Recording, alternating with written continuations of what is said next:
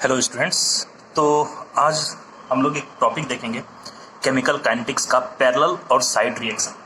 ठीक है, और इस टॉपिक से रिलेटेड जो भी क्वेश्चंस बनते हैं उसके रिगार्डिंग हम लोग डिस्कस करेंगे। ठीक है, तो सबसे पहले हम लोग एक फंडामेंटल नॉलेज सबसे पहले कलेक्ट कर लेते हैं पैरेलल और साइड रिएक्शन के बारे में। ठीक है, तो देखो बेसिकली क्या होता है कि आपको अगर मान के चलो कि कोई भी रिएक्टेंट ए है, यहां से आपको अगर दो प्रोडक्ट बन रहा है, let b and let c. ठीक है, और अगर ए टू बी कन्वर्ट होने का अगर रेट कांस्टेंट अगर K1 है और इसका रेट कांस्टेंट K2 है। ठीक है, तो इससे रिलेटेड आपको डिफरेंट क्वेश्चंस बनते हैं। तो हम लोग एक एक करके सबसे पहले इसके थ्योरी को एनालाइज करते हैं, उसके बाद हम लोग इसमें बेस्ड क्वेश्चन को भी हम लोग सॉल्व करेंगे। ठीक है, तो अच्छा, अगर ये आपको अगर पैरेलल रिएक्शन का जनरल रिप्रेजेंटेशन अगर इस तरह से रिप्रेजेंट कर रहे हैं हम लोग इसको, तो हम लोग यहां पे लिख सकते हैं कि rate of formation of b. तो इसको हम लोग क्या लिख सकते हैं, इसको हम लोग लिख सकते हैं K1 into concentration of A. Simple लिख सकते हैं। ठीक है, अच्छा, अगर हम लोग यहाँ पे सी का देखें rate of formation of C, तो हम लोग यहाँ पे क्या लिख सकते हैं, K2 इंटू कंसंट्रेशन ऑफ ए लिख सकते हैं। केमिकल काइनेटिक्स के बेसिक डेफिनेशन से हम लोग इसको लिख सकते हैं। ठीक है, अच्छा, अगर यहां पे देखो तो बी और सी तो फॉर्म हो रहा है, और अगर आपका ए अगर रिएक्टेंट है, इसका मतलब इसका रिएक्टेंट का वैल्यू डिक्रीज हो रहा होगा। रिएक्टेंट का वैल्यू आपको यहां पे डिक्रीज हो रहा होगा, तो हम लोग यहां से लिख सकते हैं कि रेट ऑफ डिसअपियरेंस ऑफ ए। तो अगर हम लोग इसको लिखना चाहें तो मैं लिख सकता हूं ये -dA/dt लिख सकते हैं। और अगर आप फंडामेंटली अगर इसको आप देखोगे तो यहां पे ए कितना ज्यादा डिसअपियर होगा ये डिपेंड करेगा कि बी और सी कितना फॉर्म हुआ है। तो मैं ये लिख सकता हूं कि rate of disappearance of A is nothing but rate of formation of B plus rate of formation of C. तो यहां से हम लोग एक चीज क्या कंक्लूड कर सकते हैं कि rate of disappearance of A means -dA/dt। This should be equal to rate of formation of B plus rate of formation of C लिख सकते हैं। और अगर मैं इसको सिंप्लीफाई करूं तो यहां से मैं लिख सकता हूं dA/dt is nothing but K1 plus K2 into concentration of A. और यहां से हम लोग K1 प्लस K2 को अगर मैं एक के इक्विवेलेंट या फिर कैपिटल के मान लेता हूं तो इसको हम लोग लिख सकते हैं K इंटू ए लिख सकते हैं। तो ये हमारा पहला जो कंक्लूजन यहां पे निकला, जो पहला एक एक्सप्रेशन जो डिराइव हुआ। तो यहां से इंपॉर्टेंट सिर्फ क्या ध्यान रखना है यहां से कि K यहां पे जो इक्विवेलेंट रेट कांस्टेंट होगा this is nothing but K1 plus K2। ठीक है, बात नंबर एक, ये बहुत ही ध्यान रखने वाला चीज है क्योंकि इस पे बेस्ड क्वेश्चन आपको बनते हैं। यहां तक सही है। ठीक है, चलो अब हम लोग अगर ये इसको मान के चलो इक्वेशन 1 में मान लेता हूं, अगर मैं इसको सॉल्व करना शुरू करूं तो अगर मैं इस इक्वेशन को लिखूं तो मैं ये लिख सकता हूं -dA/dt this is nothing but K into A लिख ही सकते हैं। और अगर मैं इसको सिंप्लीफाई करूं तो मैं ये भी लिख सकता हूं कि dA/A is nothing but -K into dt लिख सकते हैं। ठीक है, अच्छा, तो अब ये हमने एक एक्सप्रेशन यहां पे ऑब्टेन कर दिया। अब मैं एक यहां पे आपको एक कुछ कंडीशन बता रहा हूं कि अगर मान के चलो ये मेरा रिएक्शन स्टार्ट हुआ लेट t इक्वल टू 0 पे, अगर रिएक्शन स्टार्ट जब हुआ होगा या जिस समय स्टार्ट होने वाला होगा, B और C का कंसंट्रेशन इनिशियली क्या होगा, आपको 0 होगा। सपोज मैं कह रहा हूं कि जब t इक्वल टू 0 होगा तो B और C का कंसंट्रेशन 0 रहा होगा, और A का कंसंट्रेशन मान के चल रहा हूं मैं यहां पे क्या रहा होगा, A0। ठीक है, ये आप ध्यान रखना क्योंकि ये एक इनिशियल कंडीशन मैं एज्यूम कर रहा हूं और ये पेपर में आपको दिया रहता है। ठीक है, अब देखो, अब अगर हम लोग अपने एक्सप्रेशन पे आए, हमारा जो ये एक्सप्रेशन है, अगर मैं बोथ साइड इसको इंटीग्रेट कर रहा हूं, अगर मैं बोथ साइड इसको इंटीग्रेट कर दिया, ठीक है, और ए का कंसंट्रेशन मान लिया मैंने A0 टू A। क्यों? क्योंकि A0 आपको ए का इनिशियल कंसंट्रेशन है और किसी टाइम पे इसका कंसंट्रेशन लेट ए हो जाएगा। टाइम कहां से कहां तक वेरी करेगा, 0 टू t, क्योंकि t स्टार्टिंग में t हमने 0 माना है और एनी सर्टेन टाइम तक हम लोग ये इक्वेशन को सॉल्व करना चाह रहे हैं। तो आप यहां पे देखोगे, यहां पे हम लोग लिख सकते हैं इसको dA/A, इसका वैल्यू होता है log बेस e इंटू ए, जहां पे लिमिट आपको कहां से कहां तक है, A0 टू A। और इसको अगर आप इंटीग्रेट करोगे तो इसका वैल्यू आएगा K इंटू टी, इसका लिमिट जा रहा है 0 टू t। ठीक है। अच्छा, ये मैथ्स वाले थोड़ा सा इसको ध्यान देना, मैं आपको एक फॉर्मूला यहाँ पे लिख दे रहा हूं कि integration of dx by x होता है log base e into x. ठीक है, ये चीज ध्यान रखना, और इसी को कभी कभी लिखा था ln x। ठीक है, तो बस वही मैंने यहाँ पे फॉर्मूला लगाया, तो log da बाई a को मैंने log बेस e a लिख दिया, और limit a naught to a जा रहा है, और dt का इंटीग्रेशन क्या हो जाएगा t, और इसका लिमिट कहां से आ रहा है 0 टू t।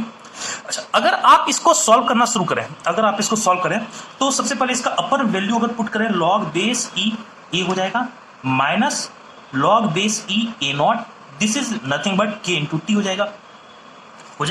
और अगर आप इसको सॉल्व करें तो log a minus log a naught, आप इसको लिख सकते हो log base e a by a naught is nothing but minus k into t, लिख सकते हैं। और अगर मैं इसको बोथ साइड एंटी लॉग ले लिया मैंने, तो यहां से आप लिख सकते हो a by a naught is equal to e पे power minus k into t। ठीक है, और अगर मैं इसी को सिंप्लीफाई करके यहां पे लिखूं, तो इसको मैं यहां पे लिख सकता हूं कि a is nothing but a naught into e पे power minus k into t। ठीक है, तो देखो बेसिकली क्या होता है, ये जो पैरेलल और साइड रिएक्शन है, ये प्योरली मैथमेटिकल कॉन्सेप्ट होता है, तो आपको ये स्टेप आपको देखना ही पड़ेगा कि कैसे ये हो रहा है, और जो इंपॉर्टेंट चीज है वो मैं आपको बताते जा रहा हूं। तो अभी तक हमने मेन चीज क्या सीखा कि पैरेलल रिएक्शन के केस में इक्विवेलेंट k का वैल्यू क्या आता है, k1 प्लस k2, यही होता है। अच्छा, दूसरा हमने क्या देखा कि हमने यहां से निकाला कुछ बेसिक फॉर्मूला लगा के, कुछ बेसिक कॉन्सेप्ट लगा के मैंने एक डेरिवेशन कैलकुलेट किया, जहां से कि a का वैल्यू आता है a नॉट इंटू ई पे power minus k into t। तो ये हमारा मान के चलो दूसरा इक्वेशन रहा, यहां तक सही है। ठीक है, तो ये हमारा अब नेक्स्ट कॉन्सेप्ट रहा, जिसको कि अच्छा अगर मैं इसको एक्सपेंड करके लिखूं तो क्या लिख सकता हूं, a equal to a naught E पे पावर k का वैल्यू क्या आता है k1 प्लस k2, तो इसको मैं लिख सकता हूं k1 plus k2 into t, और ये हमारा a का किसी भी टाइम t पे हमारा ये एक्सप्रेशन ये दे रहा है, जिसको मैं इक्वेशन 3 मान दे रहा हूं। यहां तक सही है। ठीक है, अब हम लोग अगर ये आ गया, तो अब हम लोग अगर कैलकुलेट करना शुरू करें, अगर हम लोग सॉल्व करना शुरू करें, तो मैं फिर से एक बार स्टार्टिंग पे आ रहा हूं। ये हमने फर्स्ट एक्सप्रेशन पे लिखा कि rate of formation of B equal to k1 into A. तो आपको पता है कि rate of formation of B अगर हम लोग देखेंगे तो इसको हम लोग क्या लिख सकते हैं, हम लोग लिख सकते हैं rate of formation of b क्या हो जाएगा, dv बाई dt। अच्छा, ये शायद आपको अच्छे से पता होगा कि डिसअपियरेंस में हम लोग नेगेटिव साइन लगाते हैं, और फॉर्मेशन हम लोग में हमेशा पॉजिटिव साइन लगाते हैं। ठीक है, तो ये आप ध्यान रखना। तो rate of formation of b क्या होता है, k1 इंटू ए, यही होगा। ठीक है, अच्छा अगर मैं इसको सॉल्व करना शुरू करूं, तो क्या मैं dv बाई dt को क्या k1 a के जगह मैं ये टर्म निकाल सकता हूं क्या, जो मैंने लिखा है, तो इसको लिख सकता हूं a नॉट इंटू ई पे power minus k into T, second वाला टर्म भी लिख सकता हूं, कोई दिक्कत नहीं। ठीक है, अगर मैं इसको फिर से थोड़ा सॉल्व करूं, तो क्या मैं इसको ये लिख सकता हूं कि db is equal to k1 into a naught into ई पे power minus K T into D T, लिख सकते हैं। अगर मैं बोथ साइड इसको इंटीग्रेट करूं, बोथ साइड इंटीग्रेट, तो अभी हमने स्टार्टिंग में माना था कि बी का इनिशियल कंसंट्रेशन क्या है, 0, तो इसका इनिशियल कंसंट्रेशन 0 है, लेट एनी टाइम पे इसका कंसंट्रेशन भी हो जाएगा। उसी तरह से t इनिशियली 0 है, लेट इसका किसी टाइम पे टेम्परेचर टाइम t हो जाएगा। तो इसका इंटीग्रेशन क्या हो जाएगा, b इक्वल टू, अगर देखो ये वाला टर्म तो पूरी तरह से कांस्टेंट है, ये वाला टर्म पूरी तरह से कांस्टेंट है, यानी k1 इंटू ए नॉट। अब e पे power minus K T into D T, इसका इंटीग्रेशन हो जाएगा e पे power minus K T bye minus के, ये हो जाएगा इसका इंटीग्रेशन, और लिमिट इसका क्या है, 0 टू t। यहां तक सही, तो मैं इसको यहीं पे कंप्लीट कर दे रहा हूं, तो इसको लिख सकते हैं k1 इंटू ए नॉट, लिख सकते हैं। अच्छा, अगर आप इसका अपर लिमिट पुट करोगे, तो t पुट करोगे क्या होगा, e पे पावर माइनस के टी। अगर 0 पुट करोगे, e पे पावर माइनस 0, इसका वैल्यू क्या आ जाएगा, 1।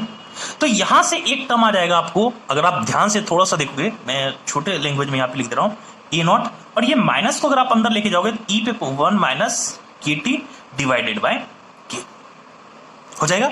अब मैं इसको नेक्स्ट पेज पे भी लिखूंगा, ये सिंपल सा आप डेरिवेशन इसको देखना। तो अब आप यहां पे क्या देखो, अभी हमने जो कैलकुलेट किया, तो यहां से हमारा B का कंसंट्रेशन एट एनी टाइम हमारा आ गया, एट एनी टाइम B का कंसंट्रेशन हमारा आ गया k1 into A naught divided by k1 plus k2 into 1 minus E पे power minus k1 plus k2 into ये हमारा गया बी का एक्सप्रेशन आ गया। तो उसी तरह से हम लोग अगर सी का कैलकुलेट करेंगे तो सी का वैल्यू आ जाएगा हमारा K2 into A naught divided by K1 plus K2 1 minus E पे power minus K1 plus K2 into T. दोनों सिमिलर वे में दोनों के एक्सप्रेशन आपके सॉल्व होंगे। ठीक है, तो यहां से अगर आप देखोगे तो अगर मैं यहां पे निकालूं इस कंडीशन को देख के कि अगर मैं बोलूं कि B अपॉन C के कंसंट्रेशन का रेशियो क्या होगा, तो इसका मतलब आप इस दोनों को डिवाइड कर दोगे और इस दोनों को डिवाइड करोगे तो आपको एक ही टर्म आएगा K1 डिवाइडेड बाय K2। ठीक है, इस पे बेस्ड बहुत सारे क्वेश्चन बने हुए हैं, तो आप इसको ध्यान रखिएगा कि पैरेलल के केस में B अपॉन C का रेशियो किसके बराबर होता है, देयर रेट कांस्टेंट के रेशियो के बराबर होता है। यहां तक सही है। तो ये हमारा एक दूसरा एक टर्मिनोलॉजी।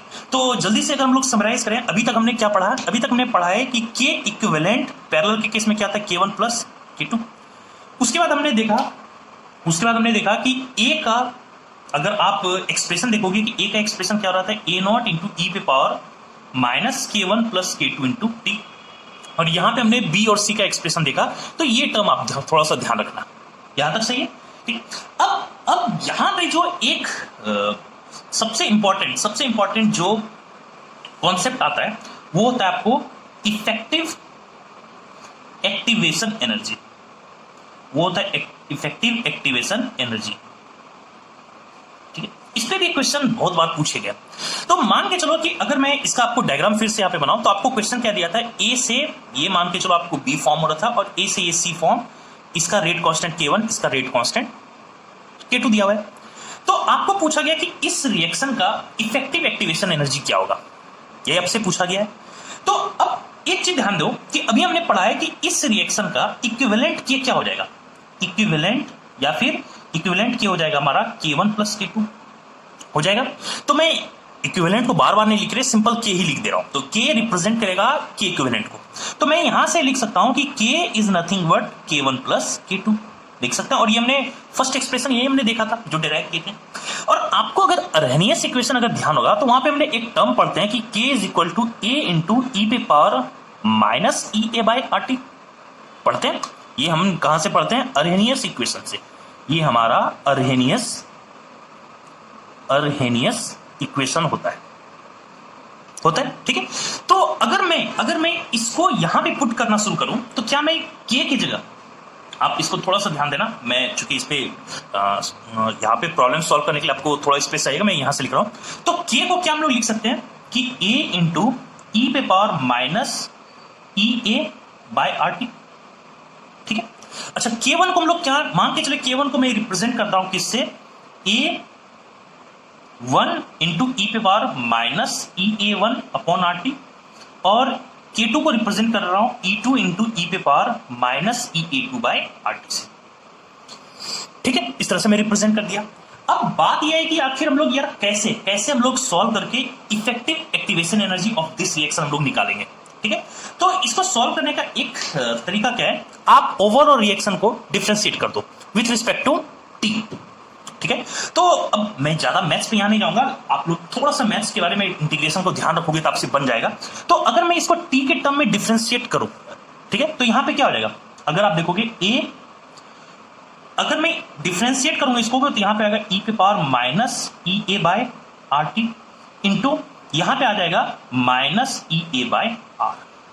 कब, जब मैं इसको टेम्परेचर के टर्म में डिफरेंशिएट कर रहा हूं तब। यहां तक सही है। अच्छा, यहां पे क्या आ जाएगा आपको, ठीक है, यहां पे आ जाएगा आपको A1 इंटू ई पे power minus E A by R T into यहां पे आ जाएगा इसके साथ मल्टीप्लाई में minus E A one by R आ जाएगा। अच्छा, इसको अगर मैं डिफरेंशिएट करूंगा तो क्या आ जाएगा, A2 इंटू ई पे power minus E a two by are t और मल्टीप्लाई यहां हो जाएगा minus E a two by r. ठीक है, तो अगर आप यहां पे ध्यान दो, अगर आप ध्यान दो थोड़ा सा इसको डिफरेंशिएट करने के बाद, क्या ये टर्म आपका एज इट इज ये है, बिल्कुल है। और अगर ये टर्म एज इट इज ये है तो क्या मैं इसके जगह में K लिख सकता हूं क्या, 100% लिख सकते हैं। तो मैं यहां पे इसके जगह अगर आप देखोगे मैं लिख रहा हूं यहां पे K into minus E A by r लिख सकते हैं। यहां पे देखो A1 इंटू दिस टर्म्स की जगह मैं K1 लिख सकता हूं, बिल्कुल लिख सकते हैं। तो K1 into minus EA1 by R plus K2 into minus EA2 by R। देख सकते हैं। और अगर आप ये R को सब साइड कैंसिल कर दो, बोथ साइड को कैंसिल आउट कर दो, तो यहां पे आप देखोगे आपको, और माइनस साइन भी अगर आप कैंसिल आउट कर दो, तो यहां पे एक एक्सप्रेशन आएगा K into EA is equal to K1 into EA1 plus K2 into EA2 हो जाएगा। और अगर आप यहां से EA निकालो तो EA का वैल्यू क्या आ जाएगा, K1 into EA1 plus K2 into EA2 by K। तो ये एक्चुअली में जो EA है, इसी को तो हम लोग नाम दिए थे इफेक्टिव एक्टिवेशन एनर्जी, इसी को तो हम लोग नाम दिए थे इफेक्टिव एक्टिवेशन एनर्जी। तो यहां से कंक्लूजन क्या निकलता है कि इफेक्टिव एक्टिवेशन एनर्जी क्या हो गया, K1 into EA1 plus K2 into EA2 divided by K, जबकि K के वैल्यू क्या होता है हमारा K1 प्लस K2। तो ये एक इंपॉर्टेंट कंक्लूजन है इफेक्टिव एक्टिवेशन एनर्जी का, ये आप लोग को ध्यान रखने की जरूरत है क्योंकि यहां से क्वेश्चन आपको बनते हैं। यहां तक सही है, ठीक है। चलो अब अगर यहां तक हमने देख लिया तो जल्दी से हम लोग समराइज कर लेते हैं हमने इस लेक्चर में क्या क्या देखा, क्या क्या इंपॉर्टेंट कंक्लूजन थे और जो आपको ध्यान रखना है। सबसे पहला, K इफेक्टिव का वैल्यू क्या हुआ, K इफेक्टिव का वैल्यू होता है K1 प्लस K2, हो गया। अगर K इफेक्टिव से देखोगे तो K इफेक्टिव से अगर आप यहां पे देखोगे तो यहां से आप अगर आप सेकंड एक्सप्रेशन देखोगे तो यहां से E इफेक्टिव का activation energy, effective activation energy का एक्सप्रेशन क्या हो जाएगा, K1 into E1 plus K2 into E2 divided by K1 plus K2, ये लिख सकते हो। अच्छा, थर्ड, अगर आप यहां से हाफ टाइम पीरियड निकालना शुरू करोगे तो यहां से आप क्या लिख सकते हो, 1 by T half effective is equal to 1 by T half 1 plus 1 by T half second. तो यहां से आप T हाफ का वैल्यू भी निकाल सकते हो अगर ये पूछा गया तो, ठीक है। तो इस तरह से अच्छा, एक लास्ट एक्सप्रेशन अगर आपसे पूछा जाएगा कि A का एक्सप्रेशन क्या हो जाएगा, तो यहां हमने पढ़ा कि A is equal to A naught E पे power minus K1 plus K2 into T, ये पढ़ लिया। तो इस तरह से ये आप अगर देखोगे पैरेलल रिएक्शन के केस में ये 2-3 इंपॉर्टेंट रिलेशन आते हैं और सबसे ज्यादा इंपॉर्टेंट जो होता है वो होता है इफेक्टिव एक्टिवेशन एनर्जी, और जिसको सॉल्व करने का तरीका आपने देख लिया कि कैसे कैलकुलेट करना है। ये एक्टिवेशन एनर्जी ध्यान रखना क्योंकि इस पे बेस्ड बहुत सारे क्वेश्चन आपसे पूछे, ठीक है। अब हम लोग नेक्स्ट लेक्चर में इस पैरेलल रिएक्शन से रिलेटेड जो भी 2 या 3 क्वेश्चन प्रीवियस ईयर में पूछा गया उसको हम लोग डिस्कस करेंगे और आप इस थ्योरी को देखो, यही आपको नेक्स्ट लेक्चर में अप्लाई करना है प्रॉब्लम सॉल्व करने के लिए, ठीक है। Okay, thank you.